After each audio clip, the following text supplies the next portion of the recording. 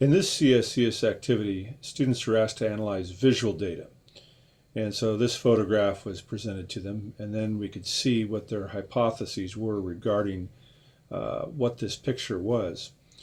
And so once it was identified as being bone tissue, then I asked them the question, well, what condition would result in this type of bone deposition?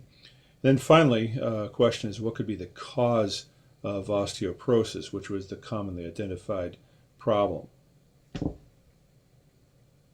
When asked to analyze the visual data in this aerial photograph, students came up with a variety of suggestions as to what this could be. You can see them entering their data right here. When this was correctly identified as a San Andreas fault, and they were asked which direction the plate on the left would be moving, they correctly answered to the north or to the northwest. And then here is another mystery photo, and the students are asked, what are they looking at here?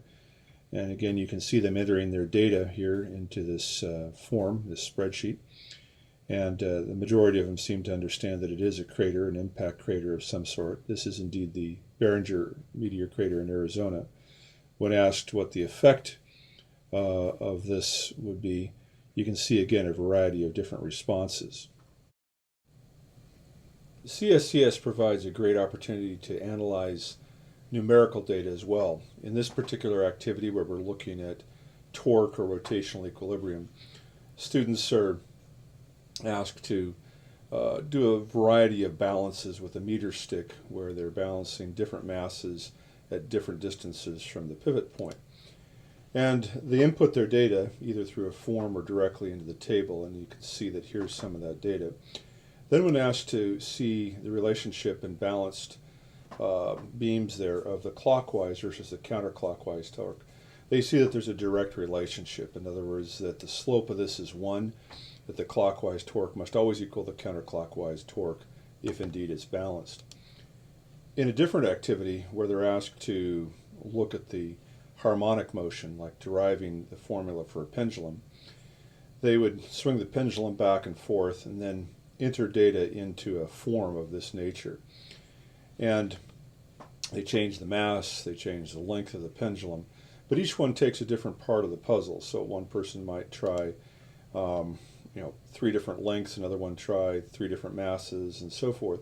And here you can see some of that data. So this is just raw data from students entering their results of their investigations.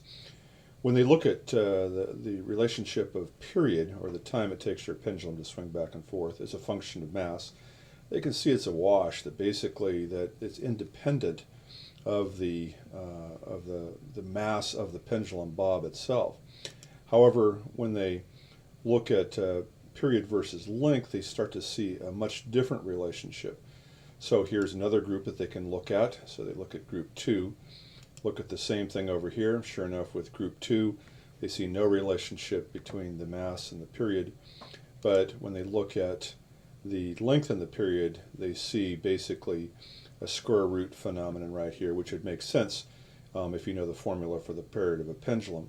So here they can work on this inductively to come up with something corporately that probably none of them could have done individually.